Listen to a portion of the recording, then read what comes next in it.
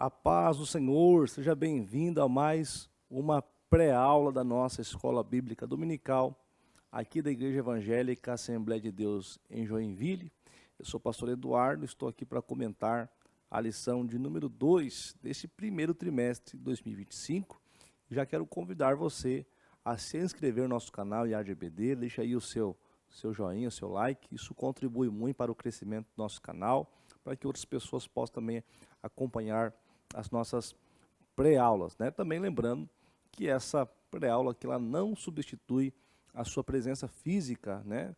A sua presença na Escola Bíblica Dominical, todos os domingos às 9 horas da manhã, em todas as igrejas evangélicas Assembleia de Deus, em Joinville, também em outros lugares também tem neste mesmo horário, e você pode ser abençoado por Deus. Hoje a lição de número 2 tem o seguinte tema, né?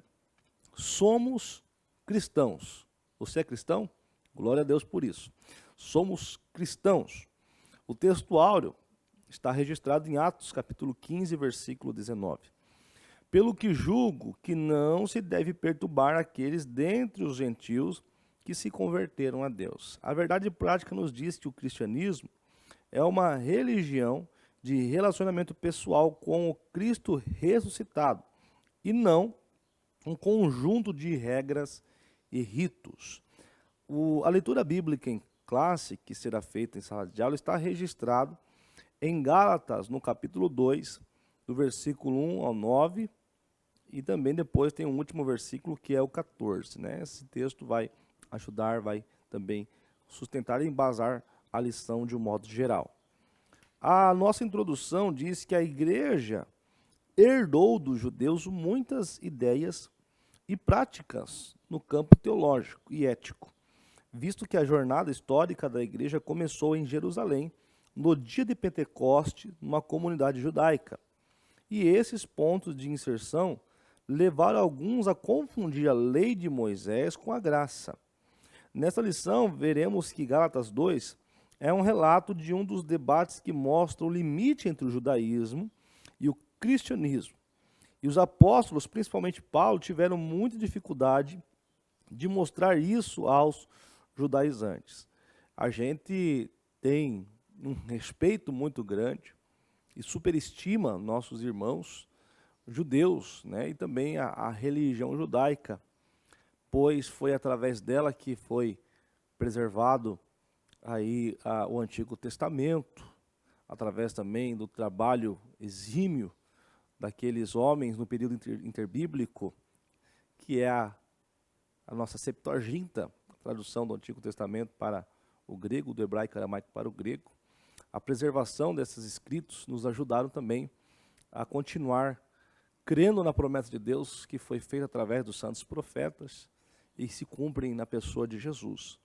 E também, é claro, como já foi dito aqui nessa parte introdutória, a contribuição generosa que os judeus deram a nós, ali também no fato de receber no seio judeu o próprio Salvador do mundo, que é Jesus. E também o fato dos costumes, do comportamento, da ética, da moral, que eles preservaram, que também nutriu o início da igreja cristã. Isso é muito importante, mas também temos uma dificuldade, como falar aqui sobre isso nesta oportunidade, sobre o fato do judaísmo ser uma religião à parte do cristianismo. Então, o judaísmo tem os seus fundamentos, o cristianismo tem outro, embora em alguns locais, alguns países, algumas regiões, algumas localidades, ainda se preserva o costume de um cristianismo, um judaísmo messiânico, né? Também vai ser falado sobre isso nessa manhã. Mas não devemos deixar de lembrar que Hebreus fala que o Antigo Testamento ele é uma sombra, né? E tudo que estava registrado e que estava vinculado ao aspecto ritualístico, culto, isso apontava e era uma tipologia, como o próprio apóstolo Paulo fala, né? Em 1 Coríntios, é uma tipologia, né? Daquilo que haveria de vir. E se cumpre na pessoa de Jesus. Então, é isso que nós vamos tentar explicar aqui nessa oportunidade. O primeiro tópico diz: prevenindo-se contra a tendência judaizante. O primeiro subtópico diz que subindo outra vez a Jerusalém, tendo como base Gálatas capítulo 2. 14 anos depois da sua conversão a Cristo, Paulo sobe pela segunda vez a Jerusalém. Essa segunda visita foi por revelação e não sendo uma convocação pelos apóstolos para a prestação de contas. Não podemos confundir essa visita de Paulo com a sua ida ao Concílio de Jerusalém, registrado em Atos 15. Esse texto é, inclusive, objeto de discussão, de confusão por parte de alguns, que interpretam que Paulo ali, em Gálatas 2, esteja se referindo àquele concílio que houve em Jerusalém, que na verdade nem foi talvez a primeira reunião sobre o assunto. Se você voltar no capítulo 11 de Atos, o próprio apóstolo Pedro já estava ali defendendo a ideia de que Deus enviou seu Filho para também alcançar os gentios, porque aqui no capítulo 11 de Atos, o próprio apóstolo Pedro já tinha tido aquela gloriosa experiência na casa de Cornélio, onde Deus diz que não era para ele tornar impuro o que Deus já havia purificado. Então há uma apologética, uma refutação por parte de Pedro no capítulo 11 de Atos, defendendo a ideia de um evangelho sendo pregado também aos gentios. E no capítulo 15, então, aparece uma convocação onde Paulo e Barnabé estão juntos e corroboram ainda mais para esse ideal. Ali, na verdade, Pedro já tinha sustentado essa ideia, Tiago é um contribuinte também no que diz respeito à defesa dessa ideia de pregar aos gentios, de um evangelho estendido a todo mundo. E a vinda do apóstolo Paulo, Barnabé e seus companheiros, acrescentou e corroborou ainda mais para sustentar a ideia, tendo em vista as experiências que Paulo compartilha ali em Atos no capítulo 15. Mas esse concílio foi um concílio convocativo e não pode ser confundido com o concílio que houve, ou melhor, a reunião que teve, na verdade, no que diz respeito a um conselho de Paulo, em Gálatas, no capítulo 2.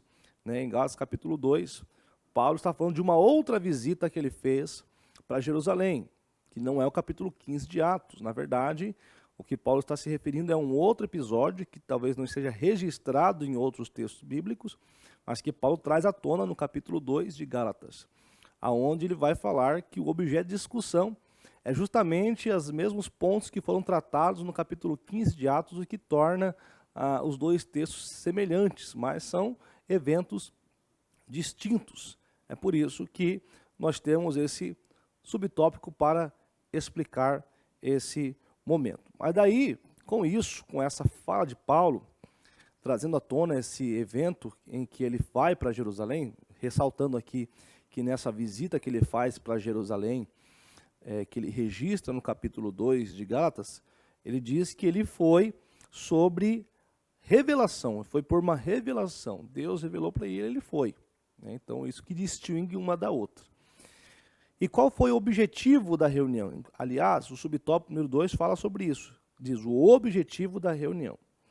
É bom lembrar que essa reunião não foi um concílio, nem um sínodo. É possível que essa segunda visita, por meio de revelação, tenha ligação com Ágabo, pois a missão de Paulo, pelo que parece, foi levar donativos para os irmãos pobres da Judéia. Então, o objetivo inicial de Paulo foi levar donativos, prestar uma ação social com os irmãos pobres da região da Judéia.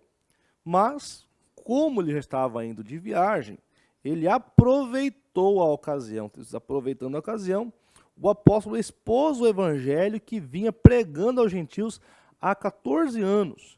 Ele tinha convicção que recebeu esse evangelho de Deus, estava consciente de que sua subida a Jerusalém era em obediência a uma ordem divina. Paulo agora não apenas está prestando uma ação social na Judéia, como também está aproveitando desta ocasião para pregar o evangelho de Cristo e manifestar e testemunhar daquilo que ele está vivendo já há 14 anos. E talvez por estas ações, essa tomada de decisões por parte de Paulo, acabou atraindo o olhar de pessoas más intencionadas, né? Um público que estava surgindo entre a igreja cristã primitiva, que era o grupo dos judaizantes, daqueles que acreditavam que para a obra de Cristo ser consumada com totalidade, precisava se manter alguns ritos judeus, como a circuncisão, a guarda do sábado e outras coisas mais, que nós vamos tentar explicar aqui. O terceiro subtópico fala sobre Tito e a circuncisão. Perceba que em Gálatas capítulo 2, Paulo explica que ele foi acompanhado. Ele foi acompanhado de Barnabé e também de Tito. É por isso que há uma problemática aqui inicial, que diz o seguinte: Barnabé ele era judeu. E seu nome aparece 3 vezes nesse capítulo. A sua presença na reunião em Jerusalém não seria um problema, porque ele era judeu. Não havia problema nenhum dele estar em um grupo de judeus, na Judéia, num ambiente, né, judeu, pois ele era também judeu. O problema está na pessoa de Tito, porque Tito era grego, e foi um risco que Paulo correu, mas não foi uma provocação. Introduzir um incircunciso no seio dos judeus. Os judaizantes queriam que Tito fosse circuncidado. E encontramos no Novo Testamento a compreensão e a tolerância de Paulo com os fracos na fé a ponto de circuncidar Timóteo, por exemplo, né? Mas ele era judeu, pois sua mãe era judia. No entanto, nessa reunião em Jerusalém, onde expôs o evangelho que pregava aos gentios, ele não cedeu nem um pouco, nem por 1 hora, no versículo 5. Isso por 2 razões. Tito era grego e porque estava em jogo a verdade do evangelho e o futuro do próprio cristianismo. Paulo manteve-se convicto, manteve-se firme em suas convicções. Ele entendia, ele recebeu do próprio Cristo a revelação de que esse evangelho é o evangelho que deveria ser levado também aos gentios. E se esse evangelho é o evangelho novo, o cristianismo, a religião embrionária, nós devemos entender que tudo novo, assim como o nascer de novo, assim como uma religião nova, como uma proposta nova por parte de Cristo, nós estamos se afastando dos aspectos doutrinários daquilo que se tornou sombra para nós. Ou seja, o judaísmo tem a sua relevância e importância até hoje para a humanidade. Mas o que diz respeito ao cristianismo, estamos falando de uma separação para a compreensão da graça de Deus. E não tem como compreender a graça de Deus através dos moldes, ou estar ainda moldado aos padrões ritualísticos da lei. Como eu já falei, todos esses padrões ritualísticos, levíticos, são fundamentais para a compreensão daquilo que havia de vir. Esta revelação progressiva, né? Essa revelação que se expande e que chega até nós. E agora nós temos Paulo como um defensor valente da sua convicção, da sua fé, e essa convicção que Paulo manteve foi fundamental para que nós pudéssemos preservar o cristianismo como hoje nós o conhecemos. O tópico número 2, a tendência judaizante no início da igreja. O primeiro subtópico diz o espanto do apóstolo. Tão logo Paulo retornou da sua viagem, ficou sabendo que os irmãos da Galácia estavam vivendo outro evangelho. E isso deixou o apóstolo estarrecido e atônito pela rapidez do desvio deles. Olha só que interessante agora. O verbo grego metatiteste, deixar, abandonar, desertar, mudar de pensamento, virar a casaca, que o apóstolo Paulo emprega nessa passagem, era usado na antiguidade quando alguém desertava do exército ou se rebelava contra ele. E isso significa também mudança de partido político, filosofia e religião. Paulo, em sua primeira viagem missionária, ele traz a ideia, ele traz a palavra de Deus, este evangelho genuíno, legítimo, e ele ensina aquele povo. Ele passa por horas, ele próprio diz que ele passa horas e horas ensinando, gastando-se, doando-se a fim de instruí-los, de ensiná-los na verdade, de apontar o caminho, de alistá-los ao exército de Cristo. Mas, infelizmente, após a sua partida daquela viagem, esse grupo de judaizantes, eu quero lembrar você que judaizante não significa propriamente o público judeu, tá? Porque senão a gente torna meio que pejorativo, né, os irmãos judeus, o grupo judeu, tá? Os judaizantes eram um grupo tendencioso, falacioso, um grupo maldoso, que se diziam cristãos, mas que tentavam introduzir ainda os rituais mosaicos, como a circuncisão, a guarda do sábado e outras coisas mais. E foi isso que deixou Paulo atônito, deixou Paulo espantado pelo fato de tão rapidamente Paulo sai da sua viagem a destino a outra cidade, vem um grupo de judaizantes e começa a doutriná-los e eles abraçam aquela doutrina. Eles começam a fazer valer esse termo grego, né, metatiteste, que significa literalmente desertar, deixar o exército e rebelar contra o próprio exército. Então, a aceitação dessas doutrinas, dessas ideias judaizantes, acabaram fazendo com que aquele público, aquela igreja, estava se rebelando contra os próprios ideais que Paulo havia pregado. Era uma igreja saudável, mas agora estava inclinada para um caminho tortuoso, vinculado a um judaísmo falacioso, que talvez nem fosse o judaísmo clássico, mas uma ideia vil de adaptar um cristianismo com o judaísmo. E é aí que mora o problema. Se é judeu, é judeu. Se é cristão, é cristão.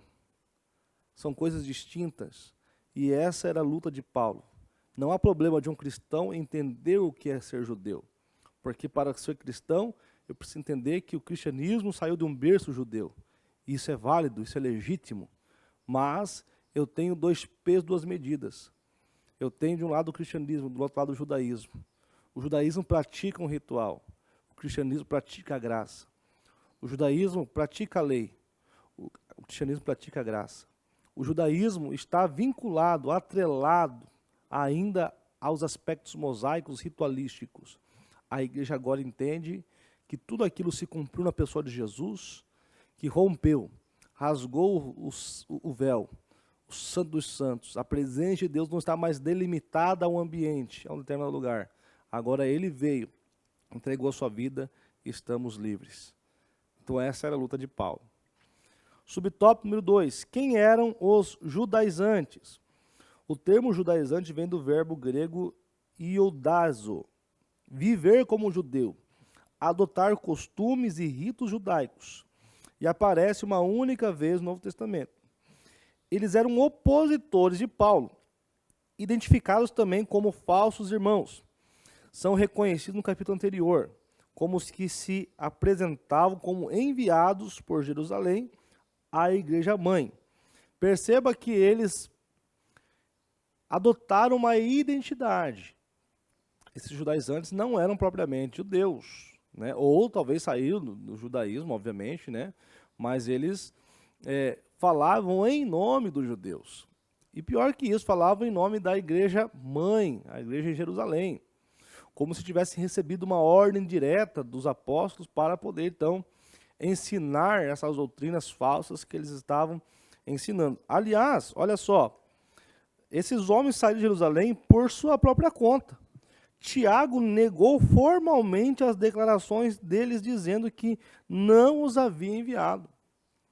Ou seja, eram independentes, eram pessoas com intenções maldosas, com intenções sem uma supervisão, que tomavam uma atitude sem uma supervisão, que buscavam ensinar as suas convicções sem se apoiar, sem se respaldar com a pessoa superior. E o pior que isso, vinham e falavam em nome dos líderes da igreja, se apresentavam como representantes da igreja mãe em Jerusalém, o que também não era uma verdade. Esse era o grupo chamado os judaizantes. O subtópico 3, o clima de tensão. Não é necessário muito esforço para perceber o quanto Paulo e Barnabé foram pressionados pelos judaizantes diante dos demais apóstolos de Jerusalém. À luz do versículo 9, parece que somente João, Pedro e Tiago estavam presentes, e os outros apóstolos deviam estar em plena atividade missionária em outras regiões. Os judaizantes, chamados de falsos irmãos, conseguiram furar o bloqueio e entraram sem serem convidados à reunião. Eram inimigos da liberdade cristã, do evangelho de Paulo e do próprio cristianismo. O pior de tudo é que essas pessoas estavam infiltradas na igreja e conseguiam até entrar em reuniões apostólicas. Meus irmãos, na primeira lição de número 1, falamos sobre isso, sobre essas heresias, né? Quando Paulo fala que do meio de vós, né, lobos vorazes, e surgem diariamente pessoas inclinadas, né, tendenciosas a absorver esse tipo de conteúdo. É importante a gente estudar sobre o judaísmo, mas tem pessoas que, infelizmente, por se aprofundar tanto nesse aspecto, acabam ignorando e deixando de lado algumas doutrinas fundamentais da fé cristã. Acabam se envolvendo tanto, não somente no que diz respeito ao judaísmo, mas também a outros aspectos doutrinários bíblicos. Nós temos um credo, nós temos uma doutrina, preservamos e lutamos historicamente pelos nossos valores, nossos princípios. A nossa igreja, ela tem uma doutrina a ser prezada, mas infelizmente surgem no meio de nós, muitas das vezes, como já profetizado pelo apóstolo Paulo, né, lobos vorazes, tendenciosos, capciosos, com o interesse de deturpar a fé cristã, de mudar os princípios e os valores sagrados, os valores que o próprio Senhor estabeleceu através da sua palavra. Que possamos lutar contra isso, vacinar nossos irmãos contra quaisquer heresias.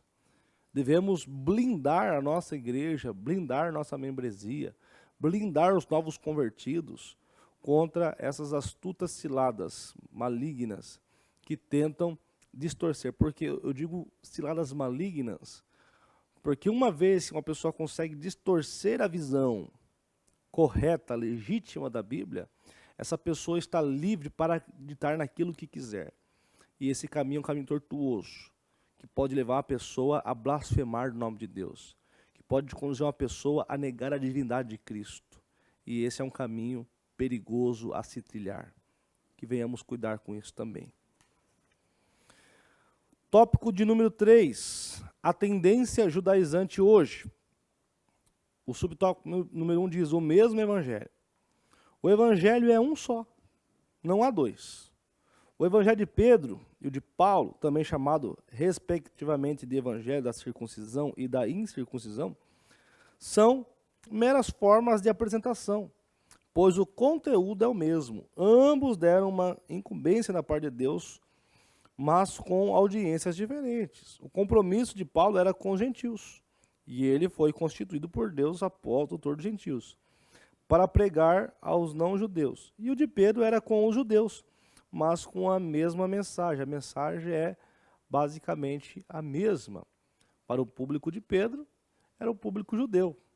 Talvez a forma como era liberado a palavra, como era introduzido o evangelho, né, a forma como Pedro se expressava, poderia ser diferente, né? Pedro tinha uma personalidade, Paulo tinha outra, né? O público de Pedro é um, o público de Paulo é outro, mas a mensagem central é a mesma. Jesus cura, Jesus salva, Jesus batiza, Jesus voltará para buscar a sua igreja. Jesus Cristo é Deus, Deus encarnado, Jesus, ele é o mediador entre Deus e os homens, não há outra pessoa. Então essa é a mensagem central do evangelho, né? A gente poder destrinchar somente sobre isso, a mesma mensagem. Por isso que Paulo fala, se descer um anjo do céu com outro evangelho que não seja esse, seja considerado anátema. O perigo da doutrina judaizante é o subtópico número 2. Os apóstolos viam em tudo isso dois problemas seríssimos: a ameaça à liberdade cristã e o perigo de o cristianismo se tornar uma mera seita judaica, né?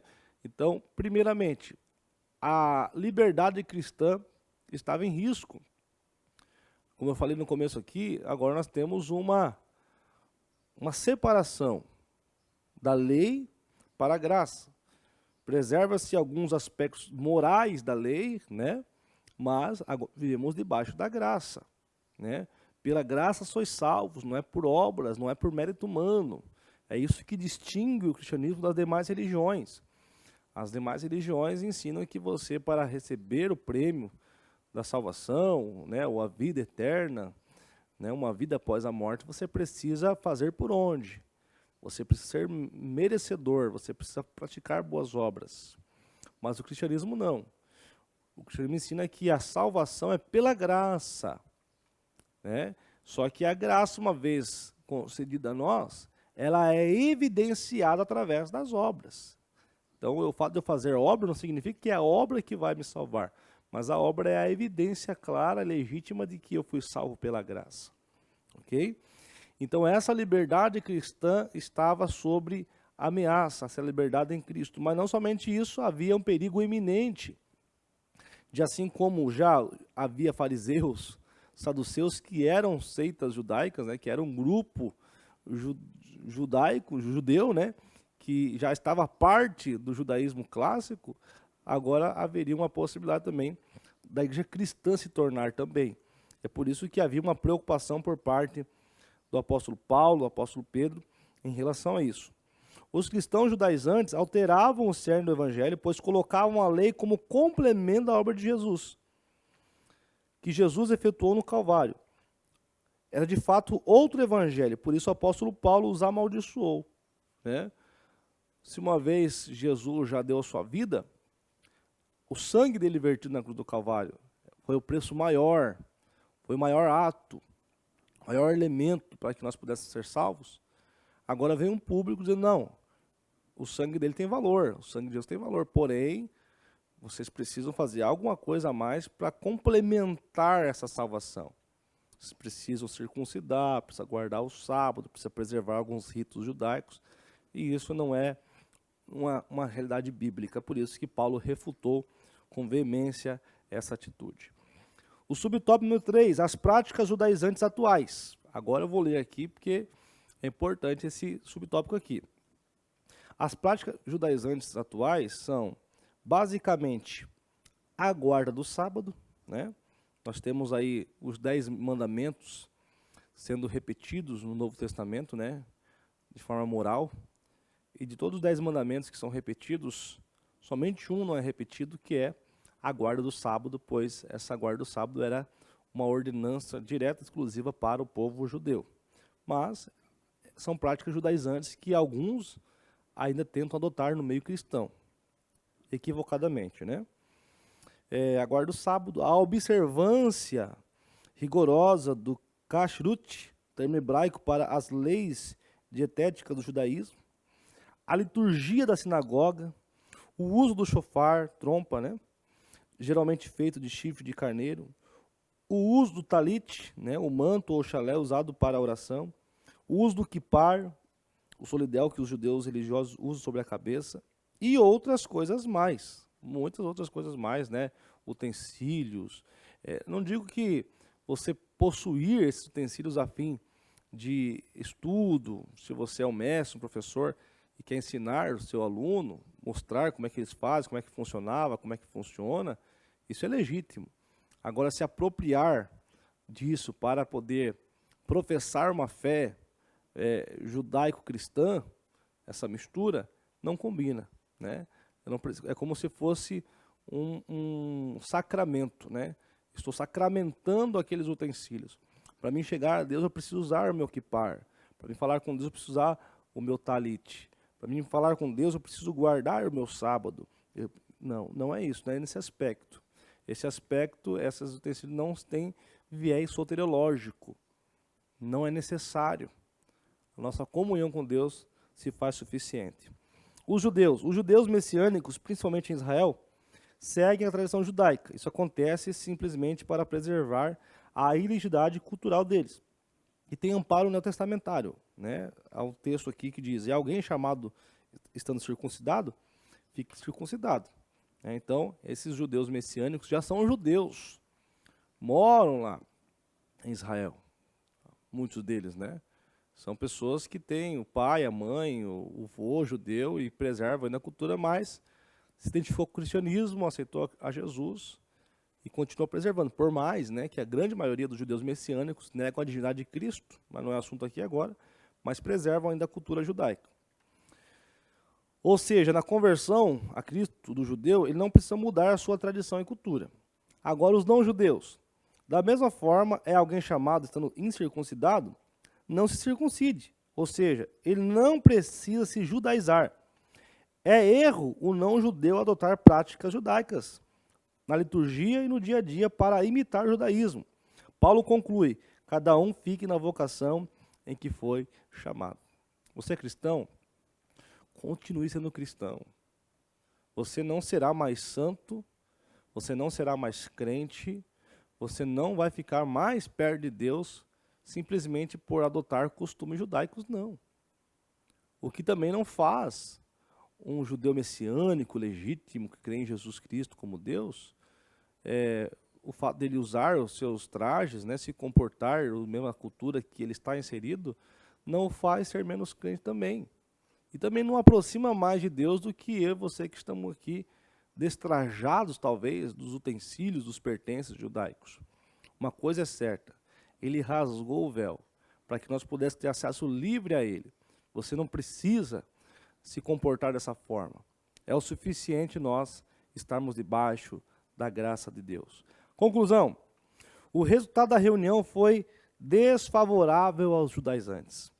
Só o fato de os apóstolos, sendo judeus, concordarem com a explicação sobre a especificidade de cada grupo dada por Paulo, já apontava o engano desses legalistas sobre a obra salvífica em Cristo. Esse resultado serviu tanto aos gálatas como a todo o cristianismo nesses mais de 20 séculos de história. Assim, a diferença entre os judeus messiânicos e os cristãos judaizantes atuais é que os judeus estão preservando uma cultura hereditária do seu povo, e os judaizantes colocando remendo novo em pano velho. Glória a Deus, que Deus nos cuide, nos guarde, nos preserve, para que possamos continuar preservando a nossa identidade, porque somos cristãos. Deus abençoe, até a próxima aula, se Deus assim nos permitir. Paz do Senhor.